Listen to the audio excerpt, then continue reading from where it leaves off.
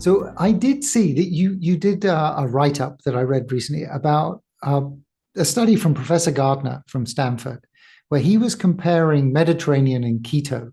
The food conversation tends to be quite strident, right? I Right. mean, and I kind of liked that paper because it seemed to be saying, like, really, it doesn't make much difference. Could you talk a little bit about that paper and what was found and why you liked it? Yeah. Well, first of all, Christopher Gardner is a friend, so full disclosure, and a colleague, and we've worked together many times over the years. In fact, he's helped us out with the science at Diet ID. But leaving all that aside, because I think I'm fairly objective about people's professional activity, he's one of the best nutrition researchers on the planet for the very reason that he leaves ideology behind and tries to do even-handed studies. And you'd be surprised how rare that is. It's so easy to design studies to produce the answer you want at the start, right? So if you want to do Mediterranean versus plant-based and you want one of them to win, you design a good version of one of the diets and a bad version of the other. And the one you predicted would win always wins. So it's really rare that people say, I want to make the diets as comparable as possible in overall quality and where they can be alike in composition. I want them to be alike. And then I just want them to differ in the essential ways so we can contrast A to B.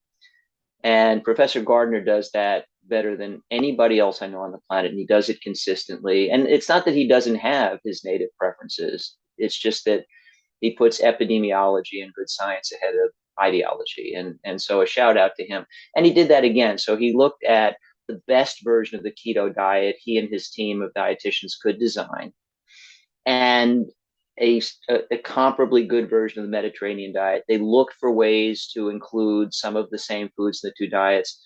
They looked for ways to match diet quality as best they could.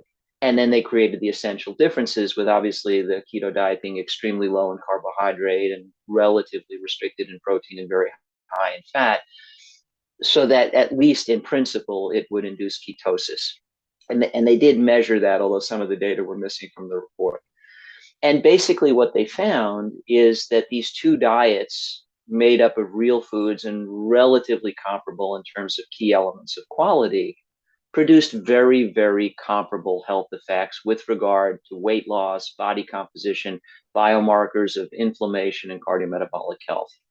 And so their conclusion was not much of a difference. And then there were a couple of small differences. And they basically, if they had to pick a winner, they picked the Mediterranean diet because although the keto diet did slightly better for triglycerides, it didn't work very well for LDL cholesterol, which is the primary predictor of heart disease risk. The Mediterranean diet was better. It was better for inflammatory markers. So, if you were tipping the scales, there was a slight win for the Mediterranean diet. So there were really two conclusions. One, you don't need to go on a highly restrictive keto diet to achieve these benefits. The delightful lifelong Mediterranean diet works as well. So I like that message. But they also said, there is a slight advantage to Mediterranean, but it's small. And both of these diets are much, much better than most people in the modern world are eating. Most people in the modern world are eating, junk where food ought to be. And either of these is better than that. And I think that's a message the public really needs to get. If you eat real food in almost any sensible assembly, it's apt to be a step up from the way most people in the modern world are eating. So there are many things I liked about the study. And, we really needed this addressed because keto is very popular simply because it's very popular, not because of science, not because we have long-term studies saying that sticking to a keto diet is easy or fun or even likely, and not because we have studies to say that if you manage to stick to a keto diet for 20 years, 30 years, 50 years, it will add years to your life and life to your years. We have all that information for the Mediterranean diet and many others. So a direct head-to-head comparison, say, how do they compare in the short term for the things people are chasing after, weight loss, maybe an improvement in biomarkers, I think was a really important addition to the literature. Do you see a place for either calorie restriction or intermittent fasting within your kind of food regimen? Sure. A lot of people want to lose weight. So first of all, calories count. They absolutely do count. As far as I'm concerned, any argument about that is just a silly distraction. They count. It's a Mm. measure of fuel, the same way that liters or gallons are a measure of the fuel you put in a gas tank. You can measure energy by measuring temperature. These things all matter. But the human body is not a calorimeter, and we all need some different number of calories to be in a healthy balance, a healthy energy balance. And I think the question becomes, how do you wind up in a healthy energy balance with a healthy weight in the right range? And the answer is to find a way to fill up on the right number of calories. You don't want to be hungry your whole life in order to be lean. And that's how most people feel. They have to make that choice. I can either be lean and miserably hungry, or I can be satisfied and fat. I'm not too thrilled with either of those, but those are my options. It's not true.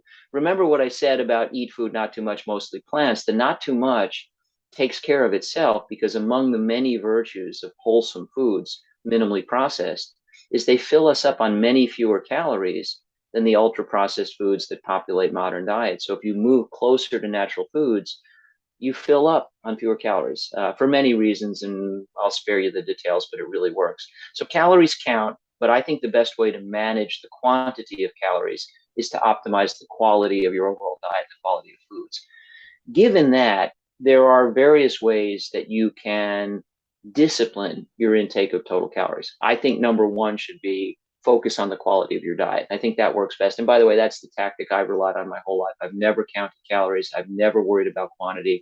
I eat an extremely high quality diet, and I basically weigh what I weighed when I graduated high school, and never, and I gain weight easily. It's just that I don't, because I eat a high quality diet. And after all, it's what I do, so I ought to know how to do that.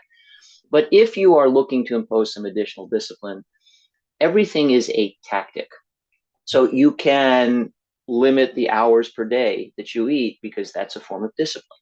And so, not eat 16 hours out of 24, and kind of box in when you can eat. And if you have less time to do your eating, and if, oh, by the way, you also focus on the quality of what you eat when you do eat, you now have two tactics to help you control the total quantity of eating you do. One, wholesome foods, ideally. Don't forget that one. That's really important. What you eat when you eat matters, right? But the time restriction imposes discipline. And most people sort of have out of control eating. I joke that most people in America, and I don't think it's too different in the UK, are on the seafood diet. I see food and I eat it, and people see food everywhere they go, right? So that discipline says, no, I don't eat now because it's outside the hourly boundaries where I permit myself to eat. That helps. You can achieve the same thing by fasting 2 days out of 7, or 1 week out of 5, or, there are all sorts of different ways people do it. And what works for you is what works for you. For some people, fasting all day is a really bad choice, because they feel weak and cranky and have a headache, and they're unproductive, and they spend the entire time thinking about, if only I could eat now, if only I could eat now, that's no way to live. For other people, it works great. So time restricted eating, whether it's by hour, by day, or by cluster of days, it's a tactic to control total quantity. The other way to do that is to think about portions. And so some people don't want to deal with the time restriction, but are willing to think about how much they eat at each meal, whether or not they snack. These are tactics. The important thing to recognize is these tactics can be appended to any style of eating. So a Mediterranean diet can be combined with time restricted eating, if that helps you. A vegetarian diet, a pescatarian diet, a flexitarian diet, an ethnic diet, a Latin style diet, an Asian style diet, right? So we tend to do these either or comparisons, but these things that can be applied to any style of eating are tactics that can be superimposed. And I don't think we should be dogmatic. I don't think there is a one size fits all. I told you, you and I are cousins, Richard. We're closely related and biologically the same, but we're also different people. And your preferences and my preferences may not be the same preferences. And so you might like time restricted eating, and I might like, moderating my portion size every day, and somebody else might have a different tactic. And maybe all of us like the Mediterranean diet, or maybe we like different eating patterns too, and different tactics. So this mix and match opportunity between dietary style that adheres to the theme of food, not too much, mostly plants, and tactics that help you discipline total quantity should feel empowering, because it means you've got all kinds of options, different ways to get there from here. There being a place where you love food that loves you back. Your weight is in a range that makes you happy and feels good. Your health markers are in a range that makes you feel good. And, at the end of the day, healthy people have more fun. And if you can derive pleasure both from food you like and from health you like, you win twice. Yeah. Yeah. So one